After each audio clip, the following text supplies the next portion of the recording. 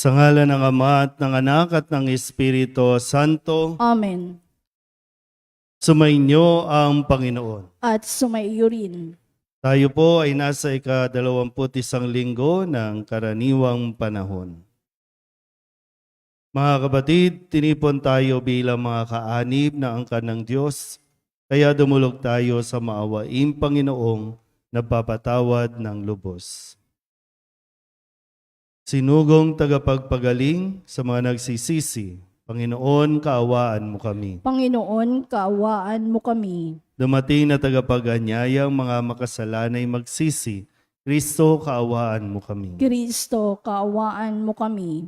Nakaluklok ka sa kanan ng Diyos Ama para ipamagitan kami. Panginoon, kaawaan mo kami. Panginoon, kaawaan mo kami. Kaawaan tayo ng makapangyarihang Diyos, patawarin tayo sa ating mga kasalanan at patnubayan tayo sa buhay na walang hanggan. Amen.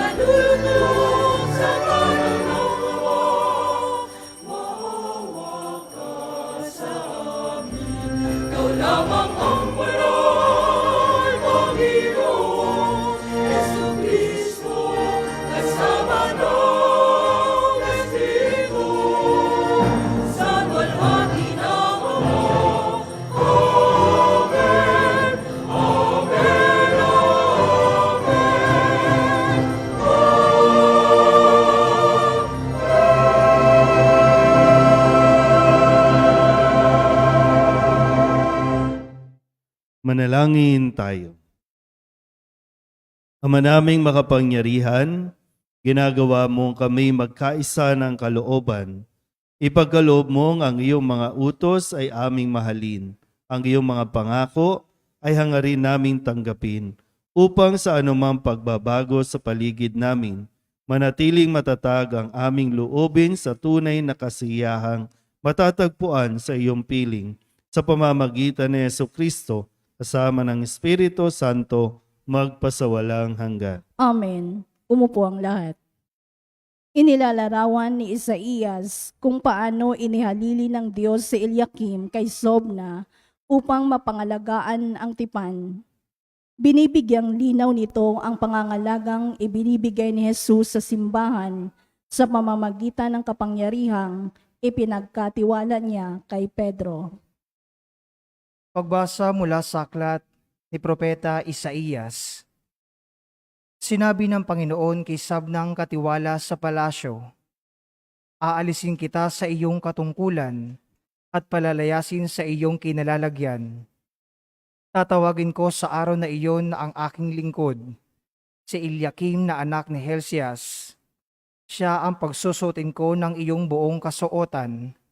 Ibibigay ko sa kanya ang iyong kapangyarihan. Siya ang magiging pinakaama ng Jerusalem at ng Huda. Ibibigay ko sa kanya ang susi ng bahay ni David. Ang kanyang buksay walang makapagsasara at walang makapagbubukas ng ipinilid niya. Itatayo ko siyang parang haligi ng tolda. Itatayo ko ng matibay sa isang matatag na lugar at siya'y magiging marangal na luklukan para sa sambayanan ng kanyang ama. Ang salita ng Diyos. Salamat sa Diyos. Salmong tugunan ay atin pong aawitin. Pag-ibig mo'y di kukupas, gawain mo'y magaganap.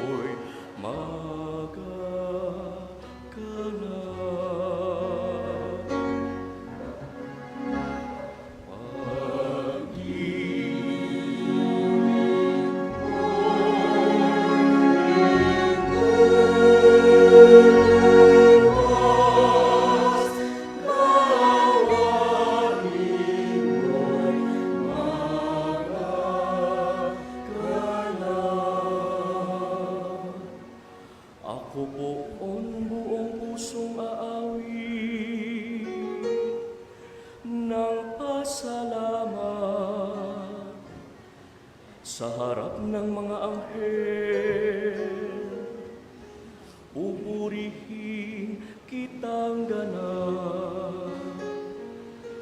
Sa harap ng iyong templo, ay yuyuko at gagalang. Pupurihin kita roon, pupurihin ang iyong ngalan.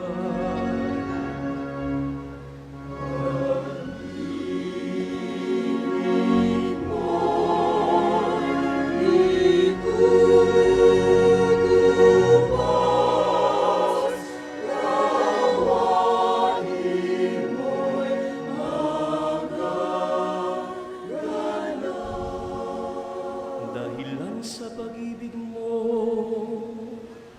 at sa iyong katapatan, ikaw ay tunay na dakila, pati iyong kautusan. Noong ako ay tumawag, tinanggap ko ang tugon mo. Lakas mong itinulong, ay lumakas agad ako.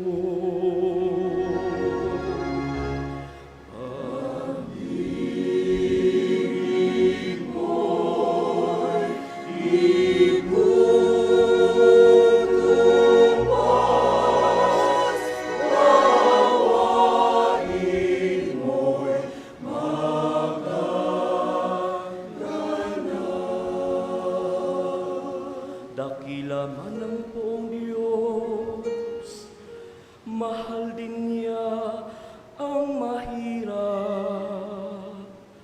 Kumubli may kita niya, yaong hambog at pasikat. Ang dahilan nito poon, pag-ibig mo'y di kukupas, at ang mga sinimulang gawain mo'y magaganap. Pag-ibig mo'y di kukupas, gawain mo'y magaganap.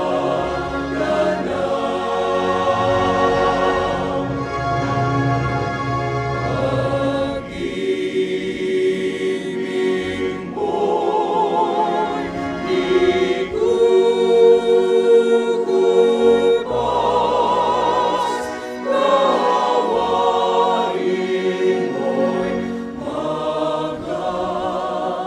gawain mo'y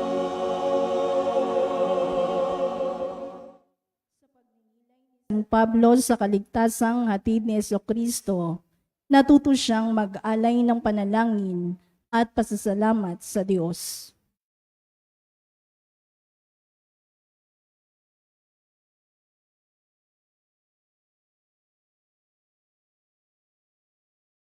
Pagbasa mula sa sulat ni Apostol San Pablo sa mga taga-Roma.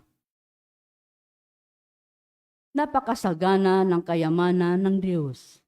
Di matarok ang kayamanan, karunungan at kaalaman ng Diyos.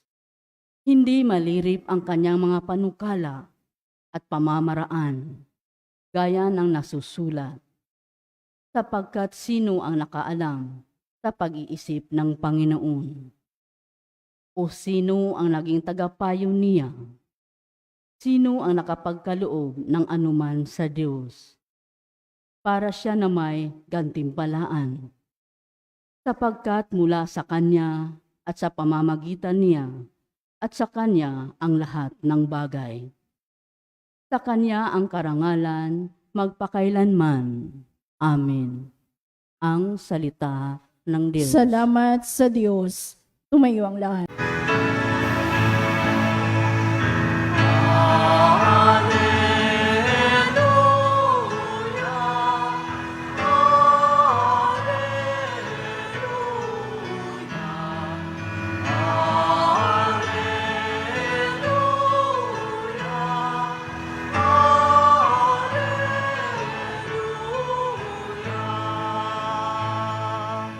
Sumainyo ang Panginoon. At sumayo rin. Ang mabuting balita ng Panginoon ayon kay San Mateo. Papuri sa iyo, Panginoon.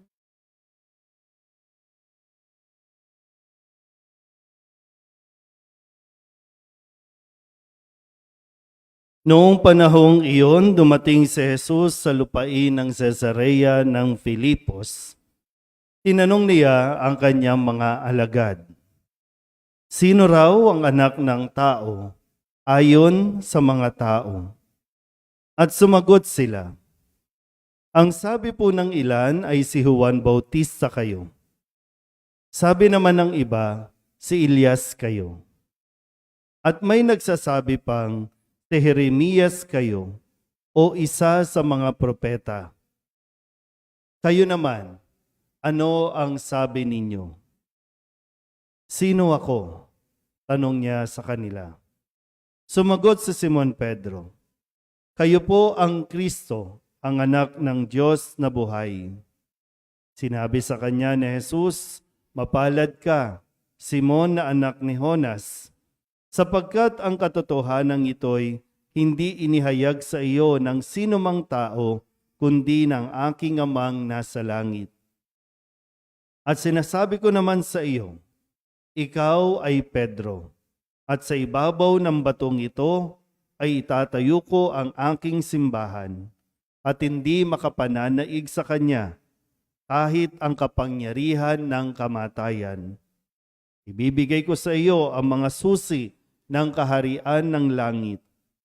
Ang ipagbawal mo sa lupa ay ipagbabawal sa langit, at ang ipahintulot mo sa lupa ay ipahintulot sa langit." At mahigpit niyang tinagubilinan ang kanyang mga alagad na huwag sabihin kanino man na siya ang Kristo. Ang mabuting balita ng Panginoon. Pinupuri ka namin, Panginoong Heso Kristo. Umupo ang lahat. Isang magandang umaga po sa inyong lahat. Tayo po ay nasa ika-21 linggo sa karaniwang panahon. Ang tanong ni Jesus sa kanyang mga alagad, "Sino ako ayon sa mga tao?" At nung sabihin nila, tinanong din nila ng mas personal, kayo, sino ako? Kilala niyo ba ako? Kasi mahalaga na kayo naman po, no? Iba't ibang barangay tayo. Mayroon tayong, sa parokya natin, mayroong 12 na barangay. Tama ba? 12.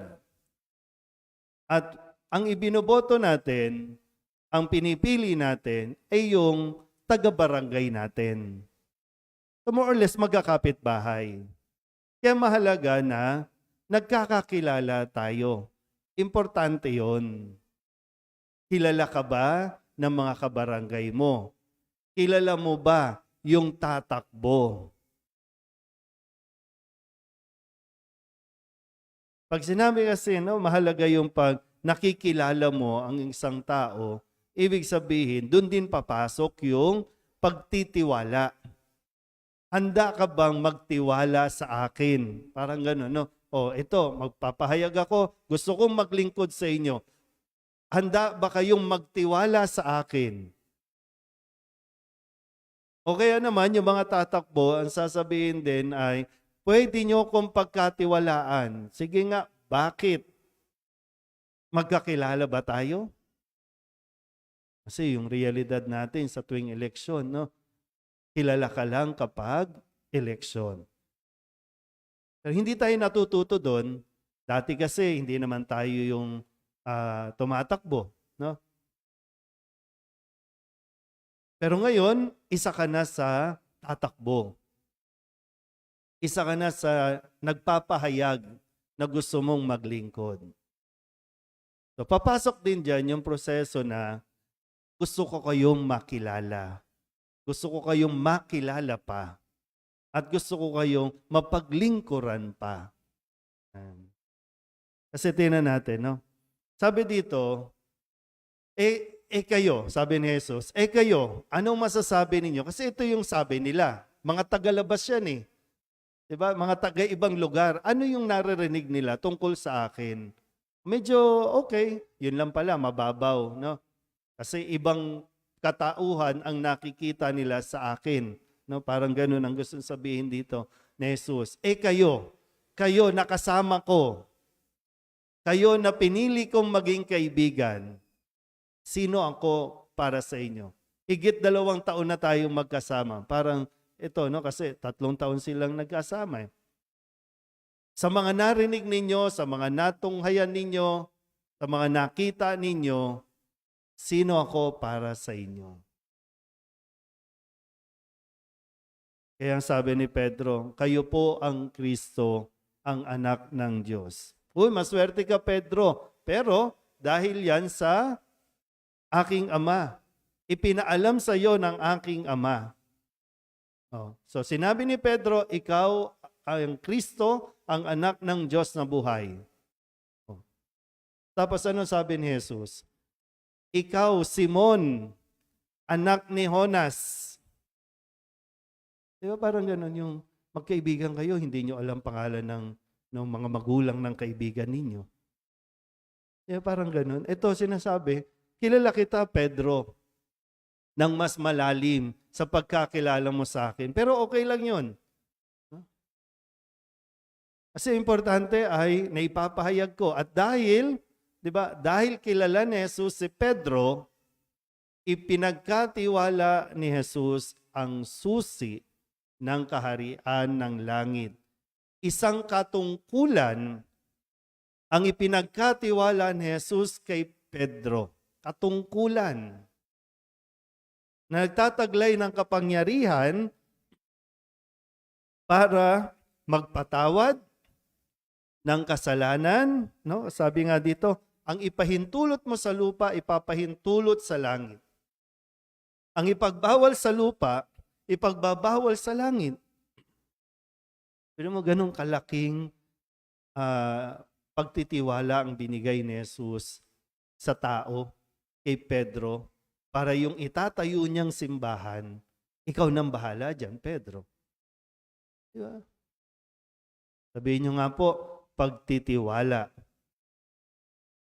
Importante po yun, no? Siyempre, paano ka magtitiwala sa isang tao hindi mo naman kilala? Minsan, sa mga nakalipas nating eleksyon, halimbawa, sa Manila, hindi nga natin kilala, pero nananalo. Hindi nga taga Manila pero nananalo. So, ano ba? Nasaan ba tayo ng ganong pag-iisip bilang mga botante? Bumili lang ng lupa dito, kabarangay na, tatakbo na. Ano talaga ang intensyon? Kasi tingnan niyo po, balikan natin. Sa unang pagbasa, itong si Sabnang, kasalukuyang namamahala sa palasyo. Sabi ng Panginoon, aalisin na kita, Sabnang. Ipapalit ko na sa iyo si Eliakim. Kasi si Sabnang naging abusado sa kapangyarihang ipinagkatiwala sa kanya. Hindi niya ginampanan ng tapat ang kanyang pamamahala sa palasyo. So pinalitan ni Eliakim. Ipinasa na kay Eliakim. Tingnan ko lang ha. Pag nilayan niyo mabuti. Sa mga kasalukuyang nanunungkulan sa barangay, sa tingin niyo ba naging tapat sila para ipagpatuloy nila ang kanilang paglilingkod?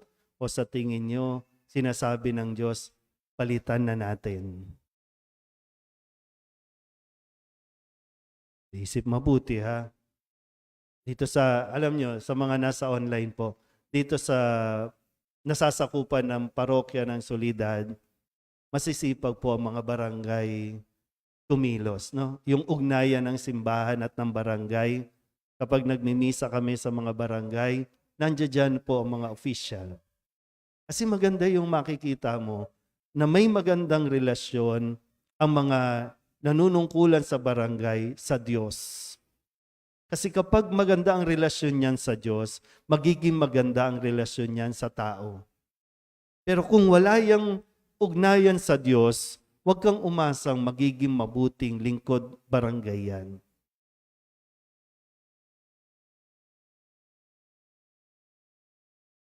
Hindi po ito biro-biro lang.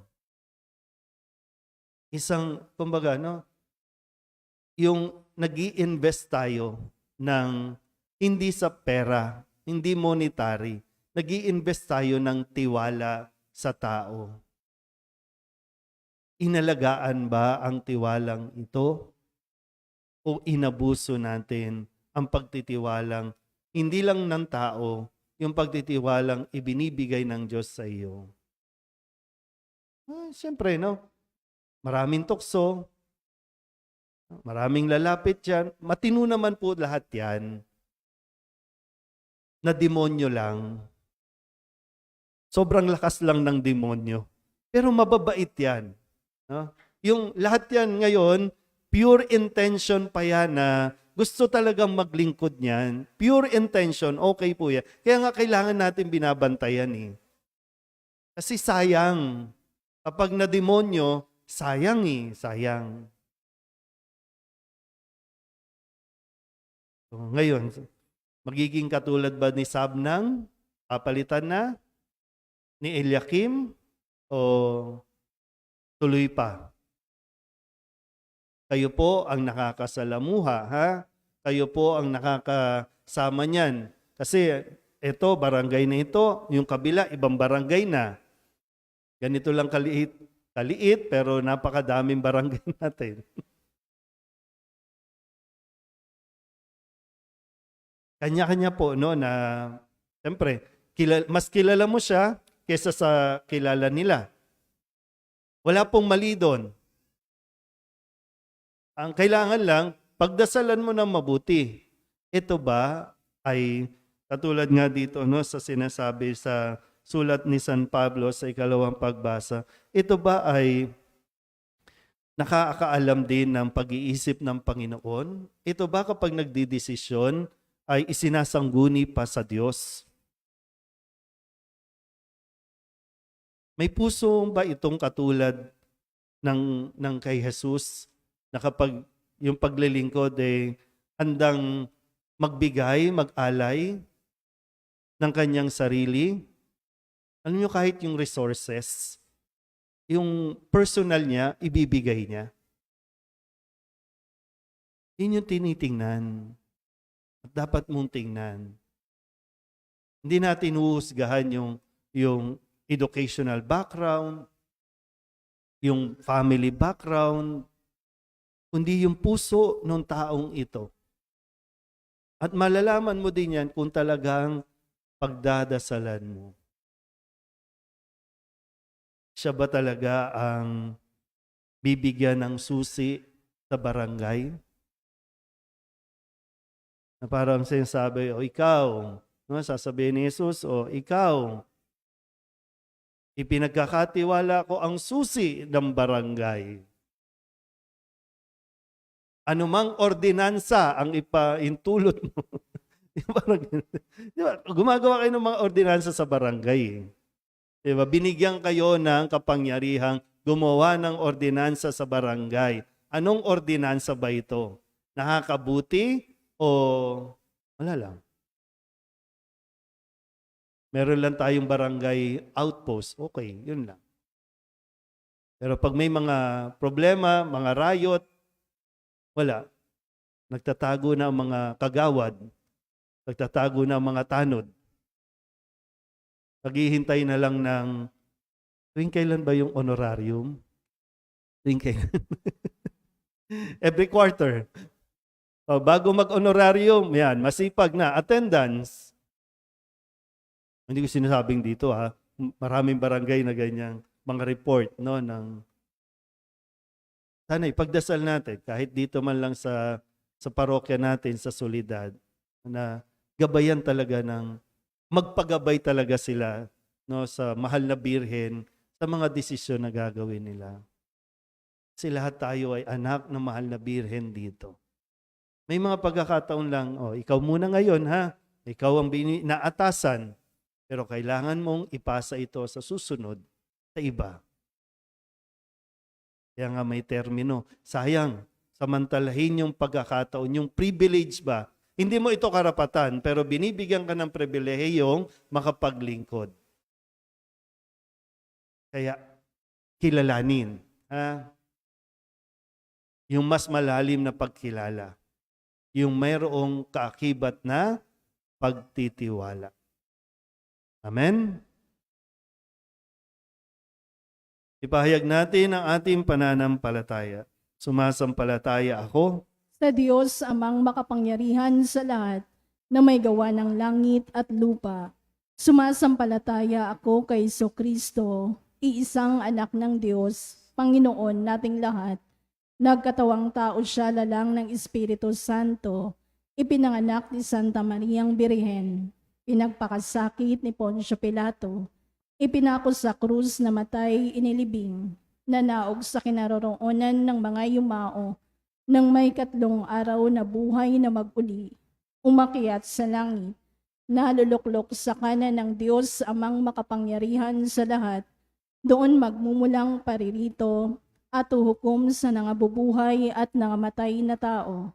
Sumasampalataya naman ako sa Diyos Espiritu Santo, sa banal na simbahang Katolika, sa kasamahan ng mga banal, sa kapatawaran ng mga kasalanan, sa pagkabuhay na muli ng nangamatay na tao, at sa buhay na walang hanggan. Amen.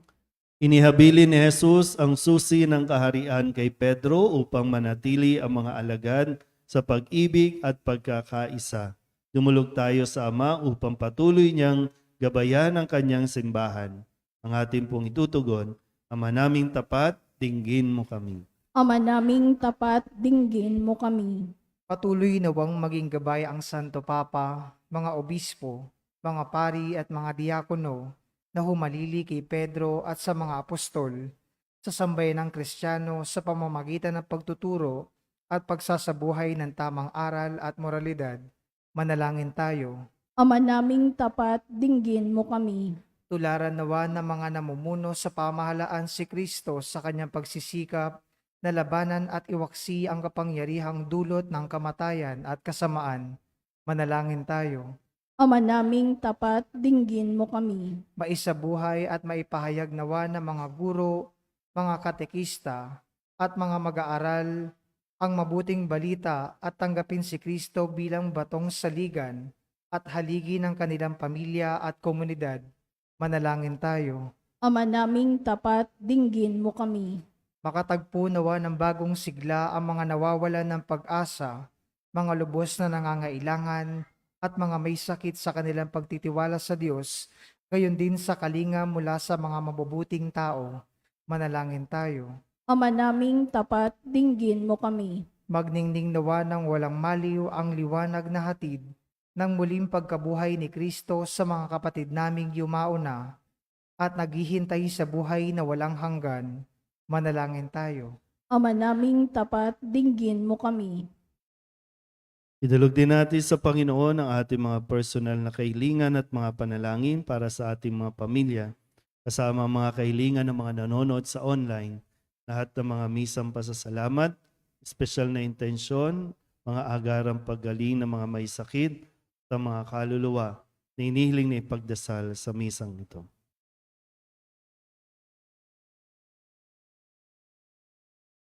Ang lahat ng ito inihiling namin sa ngalan ni Kristong aming Panginoon. Amen. Umupo ang lahat.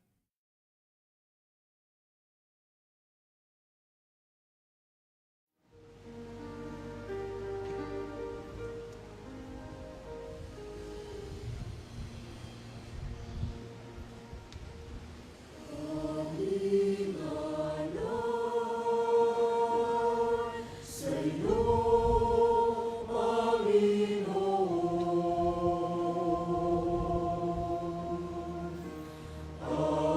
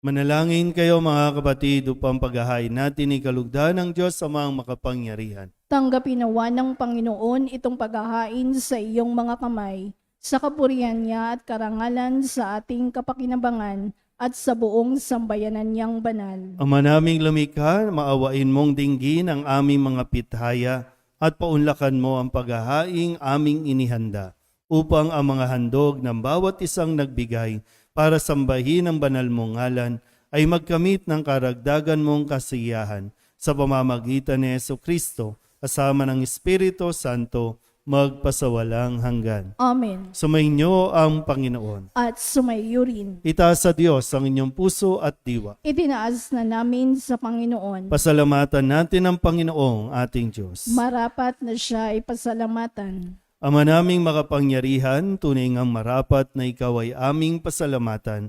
Ikaw ang lumikha sa tanan. Ikaw ang nagtakdang magkaroon ng gabi at araw, gayon din ang taginit at tagulan. Ikaw ang humubog sa tao bilang iyong kawangis na mapagkakatiwala ang mga siwa sa daigdig. Ikaw ngayoy pinaglilingkuran sa pagganap sa pananagutan ng iyong pinagtitiwalaan sa pamamagitan ng anak mong mahal. Kaya kaysa ng mga anghel nagsisiawit ng papuri sa iyo nang walang humpay sa kalangitan, kami nagbubunyi sa iyong kadakilaan.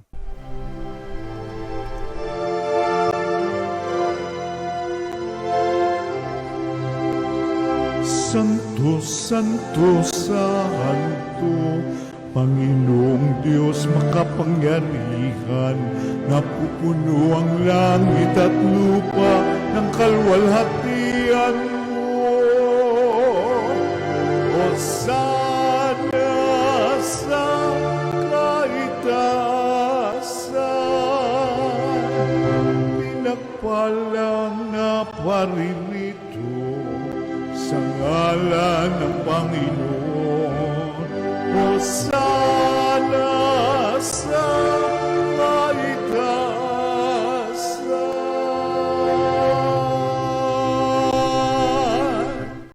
Ama naming banal, ikaw ang bukal ng tanang kabanalan. Kaya't sa pamamagitan ng iyong Espiritu, gawin mong banal ang kaloob na ito upang para sa aming maging katawan at dugo ng aming Panginoong Hesukristo.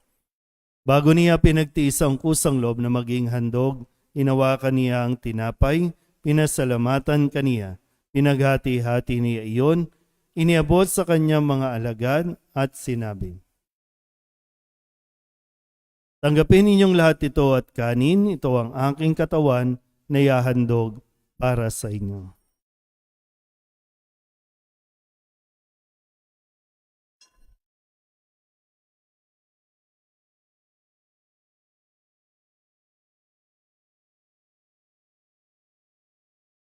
Gayun din naman ang matapos ang hapunan, hinawakan niya ang kalis, muli kaniyang pinasalamatan. Iniabot niya ang kalis sa kanyang mga alagad at sinabi, "Tanggapin ninyong lahat ito at inumin. Ito ang kalis ng aking dugo, ng bago at walang hanggan tipan. Ang aking dugo na ibubuhos para sa inyo at para sa lahat, sa ikapagpapatawad ng mga kasalanan. Gawin ninyo ito sa pag-alaala sa akin."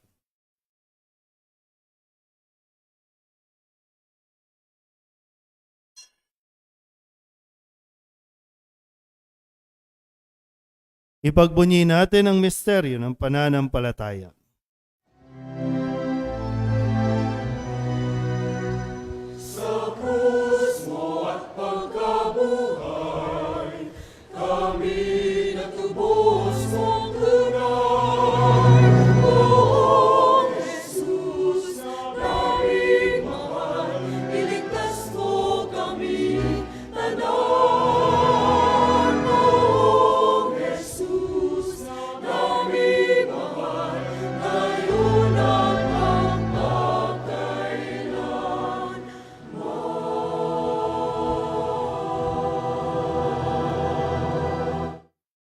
Ama, ginagawa namin ngayon ang pag-alaala sa pagkamatay at muling pagkabuhay ng iyong anak, kaya tiniaalay namin sa iyo ang tinapay na nagbibigay buhay at ang kalis na nagkakaloob ng kaligtasan. Kami napapasalamat dahil kami iyong minarapat na tumayo sa harap mo para maglingkod sa iyo. Isinasamo namin kami magsasalo-salo sa katawan at dugo ni Kristo ay mabuklod sa pagkakaisa sa pamamagitan ng Espiritu Santo. Ama, lingapin mo ang iyong simbahang laganap sa buong daigdig. Puspusin mo kami sa pag-ibig kay San Leon na aming Papa at ni Jose na aming Obispo at ng Tanang Kaparian. Alalahanin mo rin ang mga kapatid naming nahimlay na may pag-asang sila'y muling mabubuhay, gayon din ang lahat ng mga pumanaw. Tawaan mo sila at patuloyin sa iyong kaliwanagan. Tawaan mo at pagindapating kaming lahat na makasalo sa iyong buhay na walang wakas.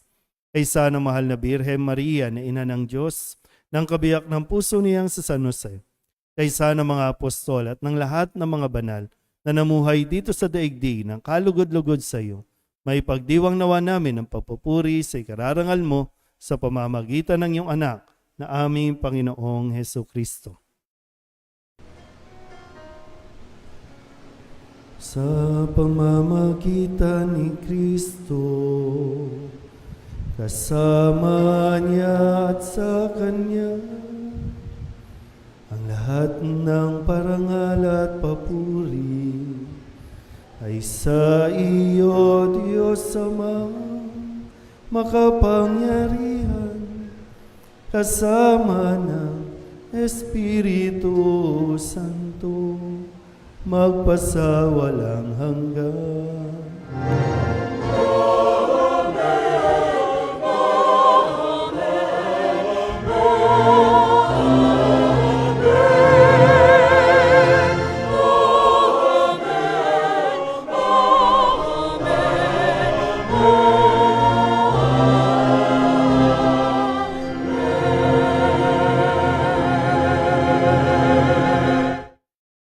Sa tagubili ng mga nakagagaling na utos sa turo ni Jesus sa Panginoon natin at Diyos, ipahayag natin ang lakas loob.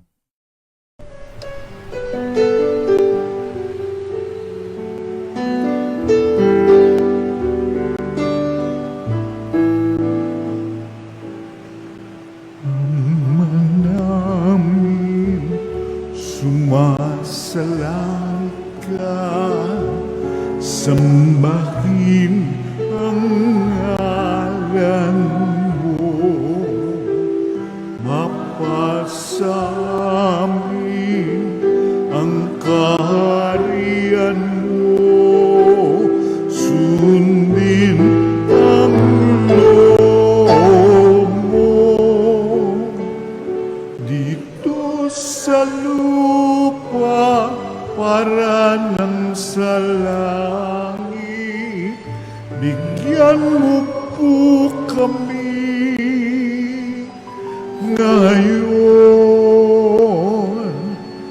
ng aming kakanin sa araw-araw at patawarin mo kami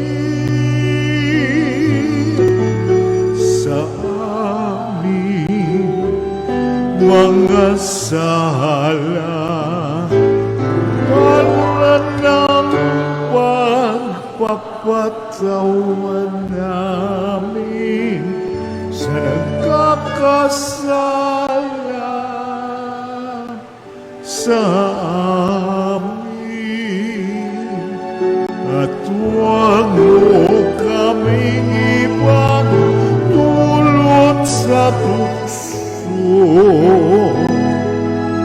at yadya mo kami sa lahat ng masama. Hinihiling namin kami ihadya sa lahat ng masama, pagkalooban ng kapayapaan araw-araw, iligtas sa kasalanan, at ilayo sa lahat ng kapahamakan, samantalang aming pinananabikan ang dakilang araw ng pagpapahayag ng tagapagligtas naming sa Jesucristo.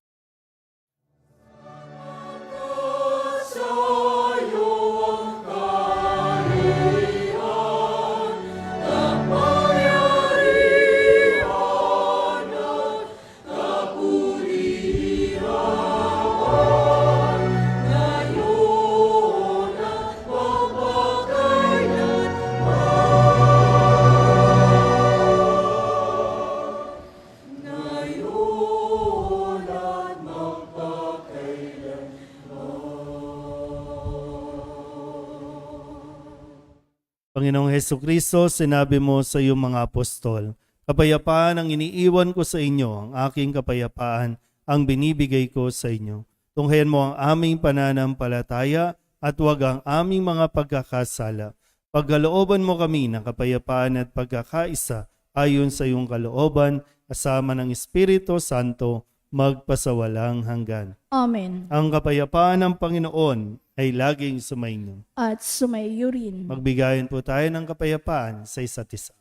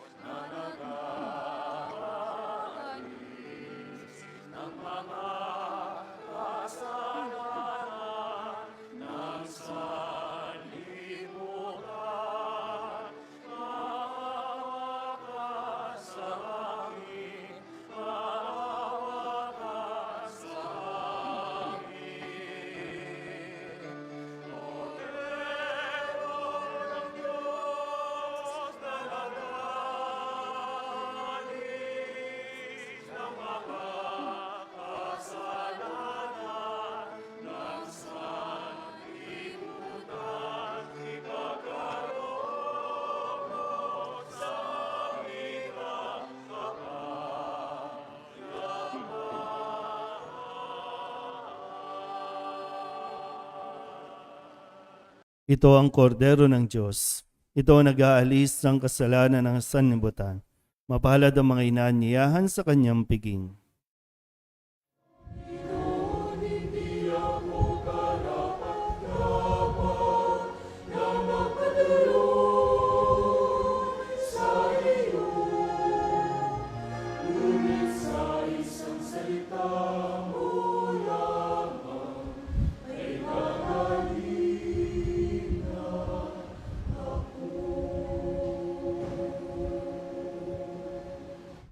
Katawan ni Kristo, Amen.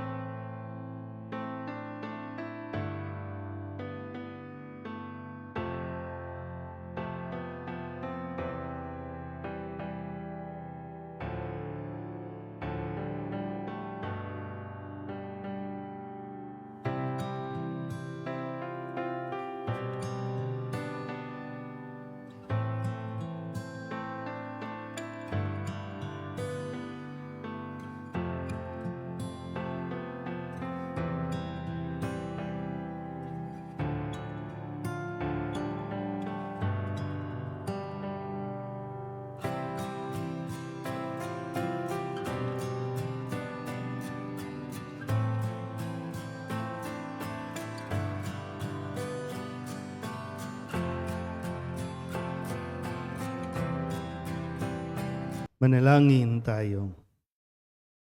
Ama naming mapagmahal, lubusin mo sa amin ang kagalingang bigay ng iyong pag-ibig na ngayon ipinagdiriwang at kami naway magkaroon ng ganap na kaunlaran upang sa lahat ng aming pinagkakabalahan, ikaw ay aming mabigyan ng kasiyahan sa pamamagitan ni Jesucristo kasama ng Espiritu Santo magpasawalang hanggan. Amen. Sumainyo ang Panginoon At sumaiyo rin. at pagpalain kayo ng makapangyarihang Diyos, Ama at Anak at Espiritu Santo. Amen. Tapos sa ang banal na misa, humayo tayo sa kapayapaan ni Kristo. Salamat sa Diyos. Magandang umaga po.